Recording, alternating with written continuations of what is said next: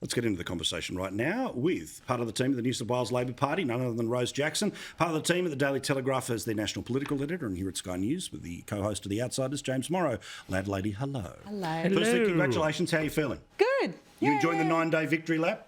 Look, I mean, the victory lap I'm kind of here nor there on. Like, I am excited about the governing bit, and I'm kind of keen to move on to that. So, are you excited about Claire O'Neill on the borders? Are you excited about Andrew Giles with a national racism strategy? This is from the bloke who wasn't going woke. I'm excited about all of that. I'm excited about Richard Marles on defence. I'm excited about the very strange move of Tanya Plibersek down to the Minister for Furry Things, which is all she's going to have because climate and energy goes to Bowen. I'm very curious about how South Australia has so much representation with Don Farrell. And I'm, as you said before, a little curious about Katie Gallagher, of all people, being the Minister for Women.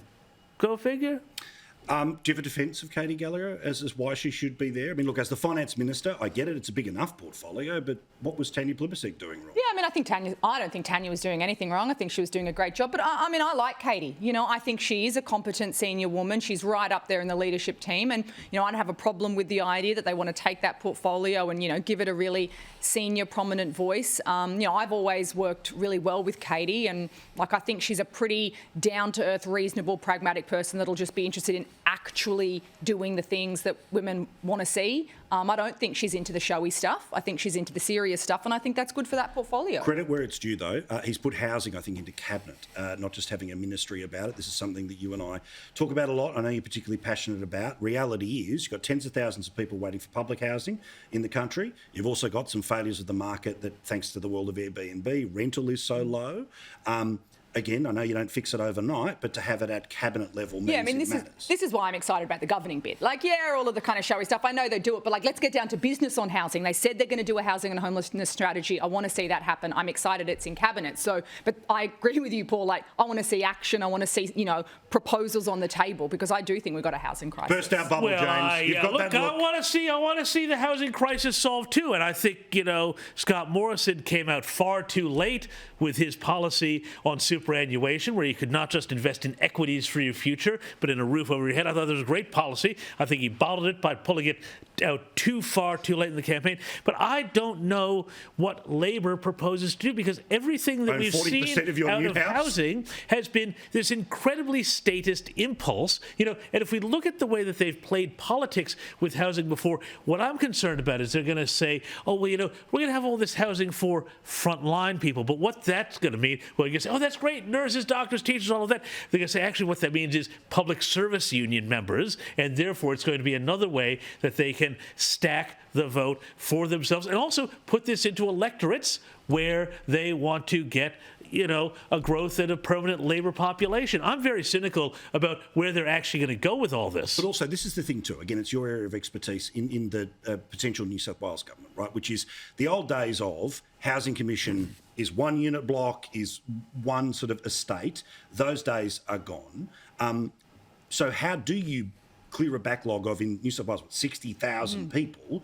What, you're going to build, you know, theoretically, tens of thousands of new unit blocks and you have to save one or two that are owned by the Department of Housing? Like, how do you actually do it? Yeah, I mean, it's not easy. I actually agree with you, though. The future is mixed tenure development. So you have some private, some affordable, you know, prioritising key workers. I mean, look, to be honest, I think Labor's proposal that put $10 billion on the table, 30,000 homes over 5 years, that's not going to have any kind of electoral impact. You know, you don't need to worry, James. All they're going to do is build 30,000 houses over 10 years. And hey, I'm not even sure that's enough, but it's a start. There's $10 billion. What if they all went into Gilmore? It wouldn't be 200 votes anymore. Yeah, maybe they'll put when that happens, get me back on the program. That's never going to happen. You know what they'll do is they'll put them all in Fowler just as revenge for Lee. You know? James, that's not going to happen. All right, so James, what about Zali? And again, we're not a party, which was apparently part of their appeal, but they want basically the rights of a party in the way that Parliament actually works. They're not a party. I mean, could you imagine how much fun it would be getting together with that whole mob? That's not a party, but at least in the party sense. But in the political sense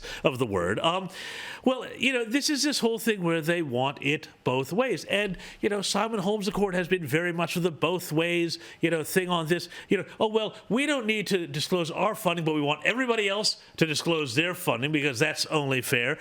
You know, it's the same thing now. And now they're going to say, I think we were talking about this before. Well, question time. We want more questions because we've got a big crossbench. Does that mean you're a party? Yeah. No, of course we're not a party. It's just, we're kind of bigger now, and, it's the vibe of the thing. But, we know where they're going to go with it. However, the one funny thing is, if you start to look at some of the different Tiffany Teals, as you so wonderfully call them, on the northern beaches, some are in favor of a beaches link tunnel, some are against it. Now, there's going to be great fun to be had there as the whole thing turns Let's into have this that for a whole one-hour debate. Yeah. Ladies, sit here and let's thrash it out. Let's thrash out the tunnel. Here's what Zali told us today. This is what I think this is what the traditional media is grappling with. It is just unwilling to let go of the old school status quo that it can only be a binary choice of two political sort of sides. What communities are saying loud and clear, that doesn't suit their purposes anymore. They want a real voice, a real representation. Now, the fact that many independents have ran on similar platforms, I would ask you, Andrew, is it really surprising? Are we saying that climate policy and integrity and anti-corruption commission, respect for women, these are not niche issues. These are issues that over 80% of the population want to see good policy on. Get back to me when you get 50.1% of the vote in some of these seats. Of course, you rely upon the major parties for their preferences. Anyway, I want to talk about an issue which both of you will probably disagree with me on, and it's an issue that I know I'm on the losing side of, and it's smokers' rights. Now, in Queensland, there is a proposal that you will not be able to drink alcohol, anything else, in smoking areas of pubs. Now, in Queensland, they've already got to the stage where, basically, a smoking area is already up the back, round the corner, past the door. There's no chance of passive smoke rolling around for the people who don't like it.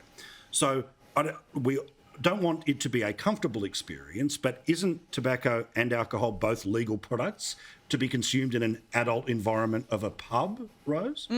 Yeah, I'm going to disagree with you, Paul, because, tobacco is incredibly harmful and it kills people. And, I'm not in favour of any kind of moves that allow people to, enjoy cigarettes. I don't think that it should be enjoyable. I know that some people are addicted to it and actually support, some of the kind of mechanisms around harm minimisation. I'm not a prohibitionist. I know that doesn't work. I'm not saying that cigarettes should be illegal or that it should be illegal to smoke them. But yeah, I also think, to be honest, you're smoking a cigarette, you're around other people. Like, passive smoke is a thing. Oh, come on. And I'm not pretending it, but in the smoking area with the closed door. Sorry, but most of the passive smoking studies were widely debunked, but they were pushed out there because they helped the anti-smoking cause 20 years ago. You say you're not a prohibitionist, but I'm sorry, you sound a lot like a prohibitionist. We just want to make life absolutely difficult for you to enjoy a beer and a dart at the same time. I'm sorry, I don't see why grown adult people shouldn't be allowed to have a beer and a cigarette and maybe even a bowl of chips at the same time. Here in New South Wales, they made it so, you can have a smoking section, but if you order food, you can't have it in the smoking section just because we're a bunch of Puritans and we want to destroy all the little things that you might enjoy. And, you might get secondhand smoke, but you might get secondhand salt from the chips. Don't forget my favourite, though, which is in the heroin injecting centre. Yeah. You can't smoke.